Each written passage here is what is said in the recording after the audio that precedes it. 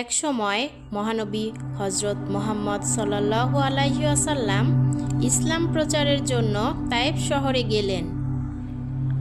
তিনি মানুষকে আল্লাহর পথে ডাকলেন, কিন্তু কেউ কথা শুনল না।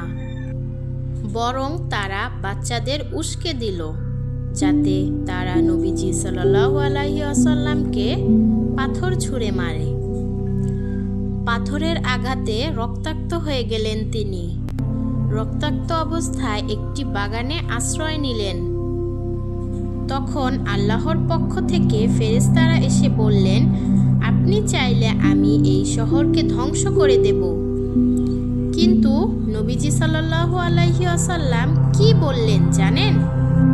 তিনি বললেন, না, তাদের ধ্বংস করো না। হয়তো তাদের ভবিষ্যৎ প্রজন্ম একদিন আল্লাহকে চিনবে। এই গল্প থেকে আমরা শিক্ষা পেলাম, প্রতিশোধ না নিয়ে ক্ষমা করা সবচেয়ে বড় শক্তি।